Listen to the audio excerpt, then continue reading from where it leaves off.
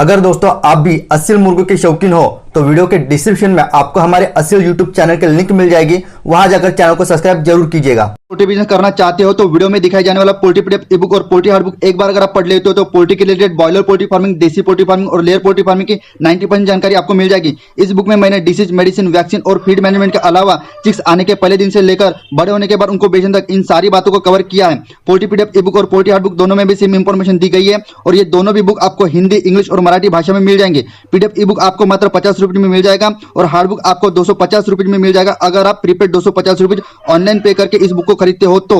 और अगर आप कैश ऑन डिलीवरी पे इस बुक को मंगवाना चाहते हो तो आपको 50 रुपये एक्स्ट्रा कैश कलेक्टिंग चार्जेस पे करना पड़ेगा। अधिक जानकारी के लिए या फिर इस बुक को खरीदने के लिए 91761143 इस व्हाट्सएप नंबर पर मैसेज कीजिए।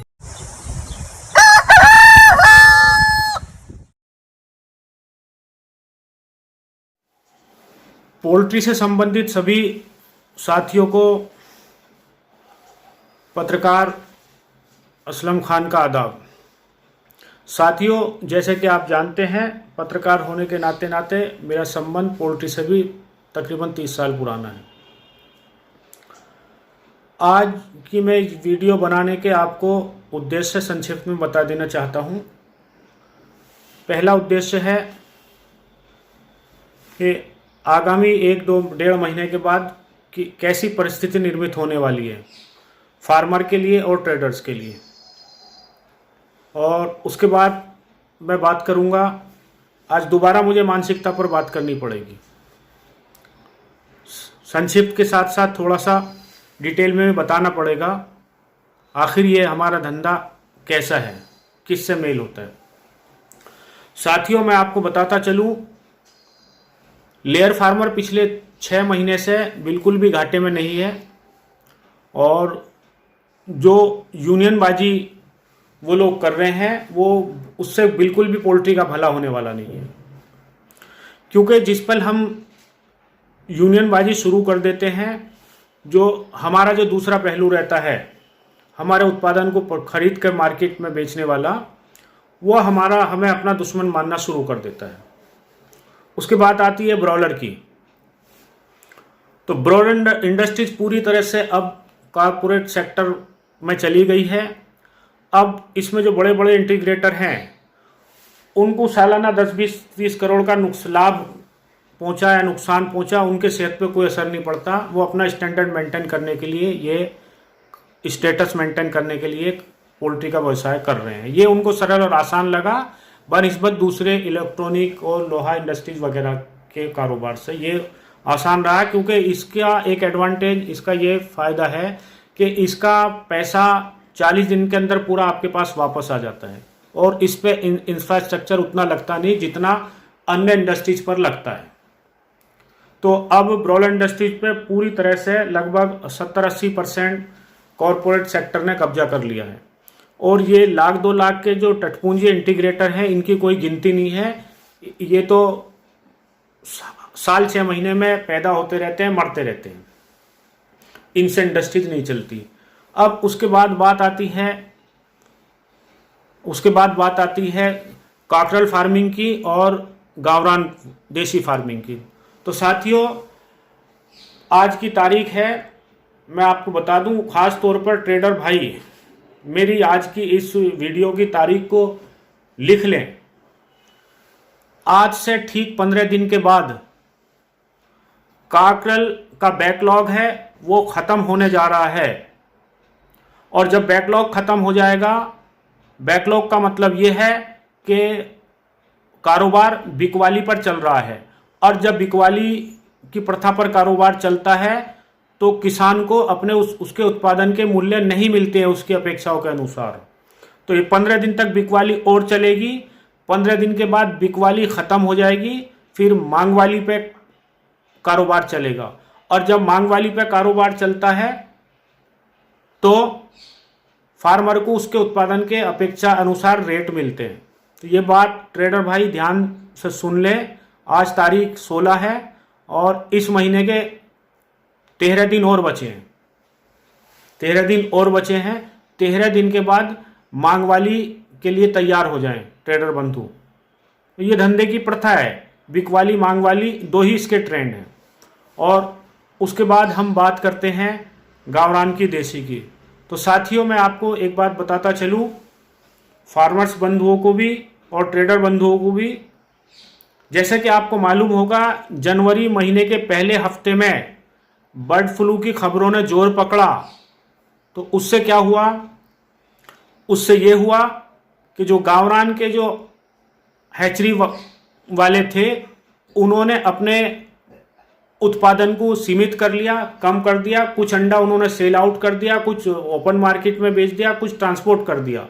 तो होली का प्लेसमेंट गावरान चिक्स का हुआ नहीं है जैसा कि होना था, लेकिन उसका लाभ अभी तक इसलिए फार्मर्स को नहीं मिल रहा क्योंकि सेल डाउन होने की वजह से बर्ड फ्लू की जो खबरें आई समाचार पत्रों और न्यूज चैनलों के माध्यम से, तो उससे सेल डाउन हो गया। सेल डाउन होने की वजह से वो देसी मुर्गियों का बैकलॉग हो गया, डीपी क्रॉस मुर्गियों का बैकलॉग हो गया। बैकलॉग होने की वजह से रेट दिन पर दिन गिरते गए। लेकिन साथियों मैं आपको बताता चलूं, फार्मर भी इसको ध्यान से सुन ले और ट्रेडर, खास तौर पर ट्रेडर भाई ज्यादा अच्छे से सुने, क्योंकि अभी मौज उनकी आ रही है पिछले 1-1.5 महीने से। तो वो सुन ले, आज से ठीक 1 महीने के बाद, तो 1 महीने के बाद डीपी क्रॉस की बिकवाली खत्म हो जाएगी। 1 महीने के बाद डीपी क्रॉस भी मांग वाली पे शुरू हो जाएगा। मांग वाली एक बार की आई किसी उत्पादन की, तो फिर उत्पादन करने वाले को उसकी अपेक्षा के अनुसार अच्छे दाम मिलते हैं। तो आप ये बात ध्यान से सुन ले। और इसमें भी थोड़ी सी गलती डीपी क्रॉस के हैचरी वालों ने, ब्रीडरों ने, कुछ बड़े बड़े फार्मरों ने करी। उन्होंने भी कुछ सोलापुर, अहमदनगर, नासिक और औरंगाबाद में गुपचुप मीटिंग करके, मंत्रणाएं यंत्रणाएं करके उन्होंने यूनियनबाजी करने की कोशिश करी। तो मैं आपको बता दूं, खास तौर पर फार्मरों को मैं इस संबंध में सूचित करना चाहता हूं कि यूनियन, ये लाइव स्टॉक है, पेरिसेबल है। लाइव स्टॉक और पेरिसेबल का कोई भी धंधा अगर आप उसमें यूनियनबाजी करेंगे तो आपका खरीदार आपको अपना दुश्मन मानेगा। वो ये समझेगा कि ये मेरे खिलाफ रणनीति कर रहे हैं, ये हमें गिराने के लिए, नीचा दिखाने के लिए लामबंद कर रहे हैं। तो वो चौकन्ना हो जाएगा, वो फिर मौके की ताक में रहेगा, मौके की ताड़ में रहेगा। कब कमजोर समय आता है वो आपको दबाए।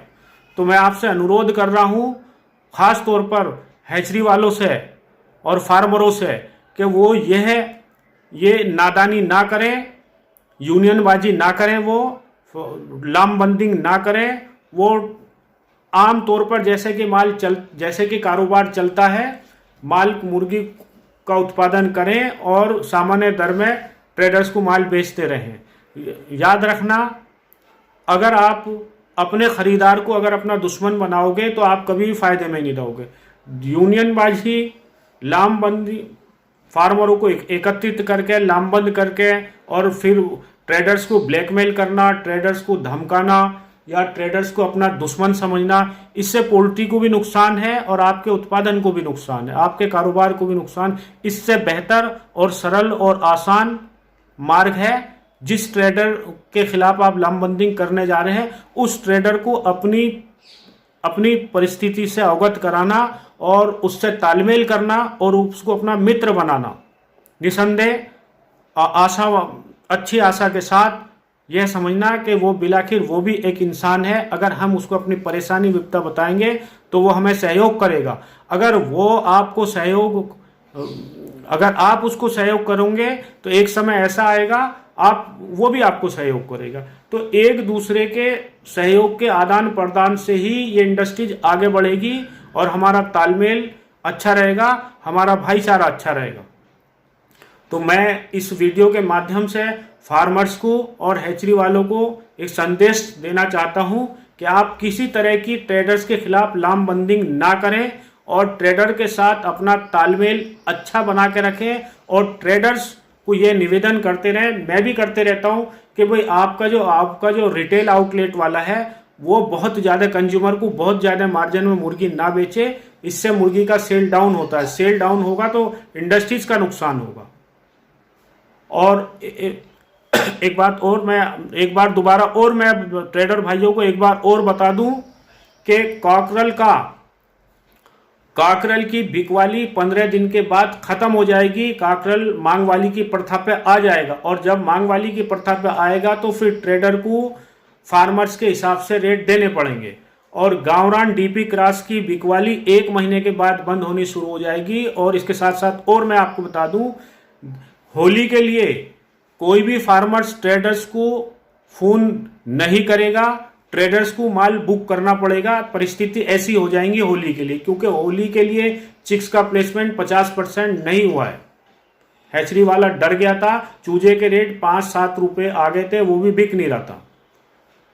तो और इस संदर्भ में अगर किसी को मेरी बातों पर शंका हो या वह मेरी बातों से संतुष्ट नहीं है, वो याद रख ले, मेरा नाम पत्रकार असलम खान है और मैं ट्रेडिंग भी करता हूँ चिक्स की और पोल्ट्री से जुड़ा हुआ हूँ 30 साल से। वो अच्छे से मेरा नंबर याद कर ले, पर्सनली मेरा नंबर लिख ले, 9326162101 8788720512।